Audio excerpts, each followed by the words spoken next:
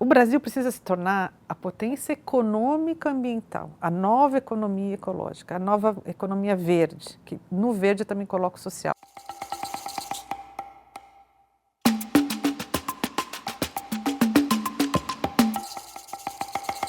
Qual vai ser a base econômica que pode impulsionar um novo ciclo de desenvolvimento no Brasil? Foi a industrialização de 1930 até os anos 80, foi o agronegócio nas décadas mais recentes.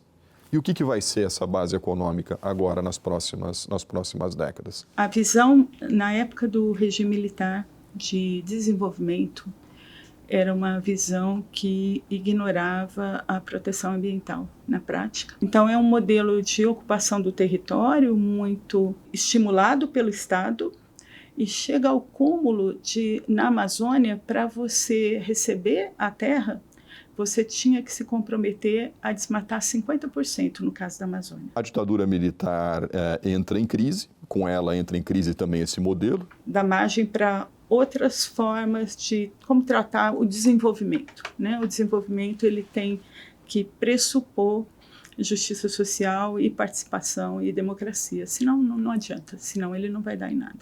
Então é nesse momento que nós vamos ter uma política, por um lado, de abertura, né, a abertura comercial, as privatizações para atrair capital externo e modernizar essas estruturas. E nos anos 2000, a gente entra num outro momento, na qual, basicamente, a grande questão passa a ser a seguinte: é hora de olhar para a dívida social, que não havia sido resolvida nos anos 90, com políticas industriais, com políticas agrícolas, com políticas de desenvolvimento, enfim, investimento em infraestrutura e tudo mais. Esse modelo ele vai funcionar até aí por volta de 2012, 2013, e o fato é que desde então, né, nós estamos de novo numa situação de muito baixo crescimento econômico e, na minha opinião, numa certa crise de qual é o modelo de desenvolvimento que o país precisa perseguir.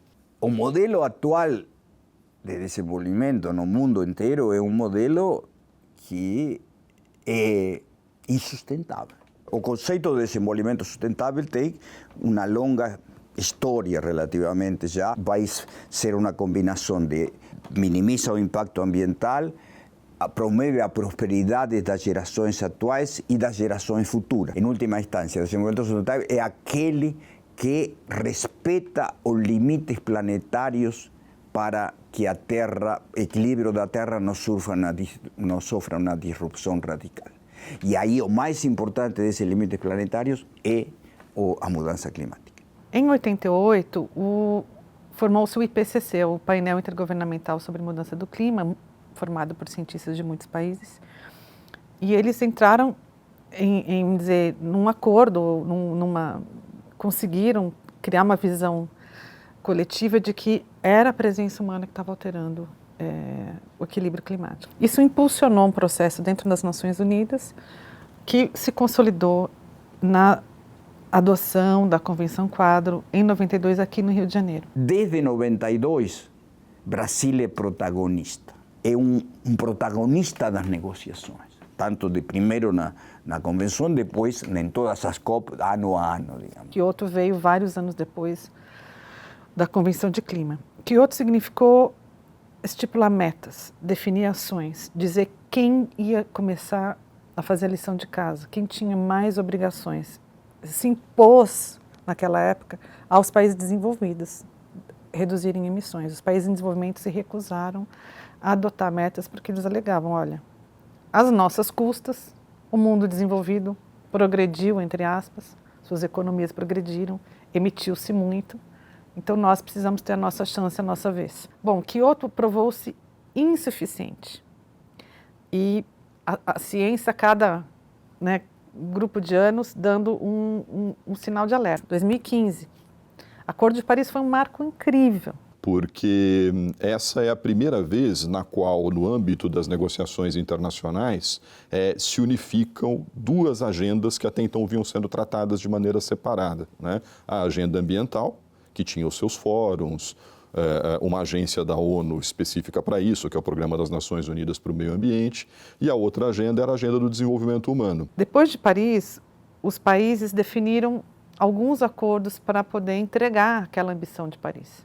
lições de casa, os países tinham que mapear quanto estavam emitindo, reduzir a emissão até uma certa data, colocou meta para os países em desenvolvimento, não obrigatórias, pelo quase... Com o caso brasileiro, a gente pegou o que ele chama de economia wide. O nosso compromisso pega toda a economia.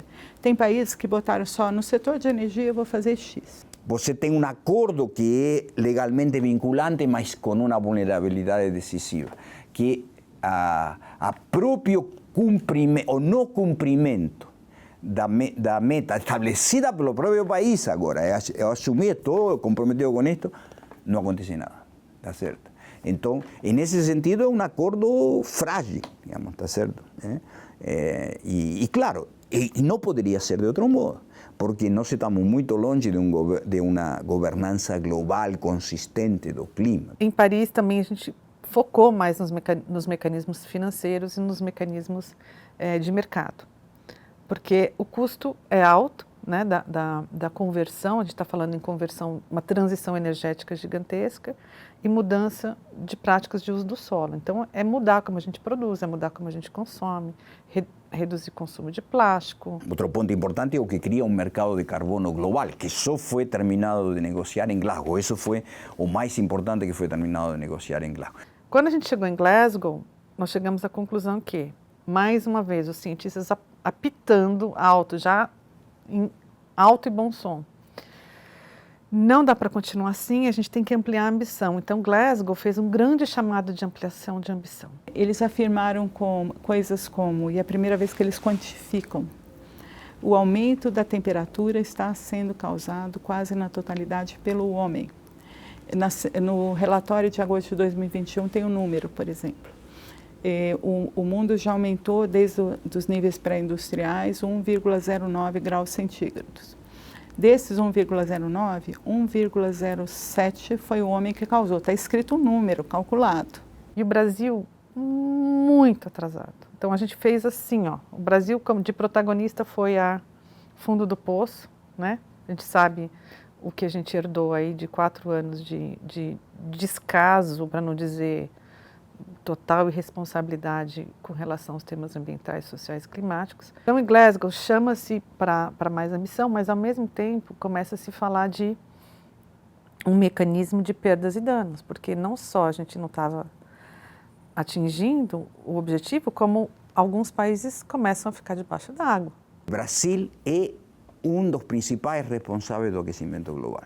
Mas isso, o governo não quer saber, ouvir falar disso, tá certo? Isso é uma coisa, mas é algo que é o dedo na ferida do Brasil. A situação pós-Glasgow, que o Brasil vai herdar, que o Brasil vai liderar a partir de agora, porque a gente vai ter uma COP de clima na Amazônia, liderada pelo presidente Lula. Esse já tem que ser uma total mudança de caminho.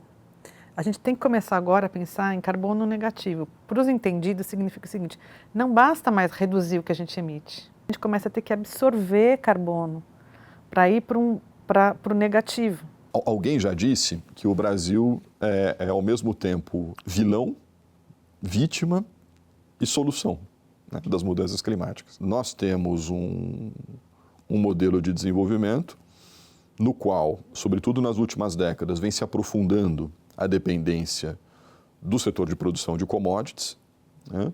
Esse setor de produção de commodities, ele vem avançando, né, sobre áreas muito sensíveis para a agenda climática. Tem realidades que estão postas, né? E a questão dos eventos extremos, eles estão vindo com uma frequência cada vez mais rápida, né, mais acelerada e mais intensa. O Brasil tem um contingente muito grande de pessoas vivendo em condições de vulnerabilidade, né, em áreas de risco, né, em situações nas quais uma catástrofe climática simplesmente acaba com a vida. A mudança climática é muito injusta socialmente. Os eventos extremos atingem com muito mais força a população pobre, periférica, negra, mulher chefe de família, né, que é a cara da nossa pobreza. Neste momento já existe uma vastidão de fenômenos climáticos extremos. Ou seja, a mudança climática já está aqui. Diziam antes, primeiro a gente cuida de mitigar, de reduzir a emissão e depois a gente vai pensar na adaptação. A adaptação, ela é mais do que urgente, então a gente tem que fazer as duas coisas ao mesmo tempo, tudo ao mesmo tempo junto, O Brasil já fez um plano de adaptação, mas ainda não financiou seu plano de adaptação. Mesma coisa muitos países. Extremos de enchente, extremos de calor, que de golpe quebra o asfalto. É decir, tudo isso é o que é medidas de adaptação. A outra coisa fundamental é a defesa civil. Um grande fortalecimento da defesa civil. A defesa civil no Brasil é ruim, em geral. Criou-se no Brasil na última década o CEMADEM, que é o Centro de Alertas Ambientais. Esse centro deveria estar avisando todos os tomadores de decisão no país de onde estão os elementos climáticos extremos, para que, né, os agentes de governo, a população possa se organizar para enfrentar as situações extremas. Está subfinanciado, subequipado, mas estão com o melhor da tecnologia e da ciência que a gente tem. Eu acho que nós temos muitas condições, né, de liderar esse processo de transformação global. Nós estamos indo nessa direção? Acho que não. Ou se estamos de maneira ainda muito tímida e tremendamente lenta. Essa década agora ela é crucial.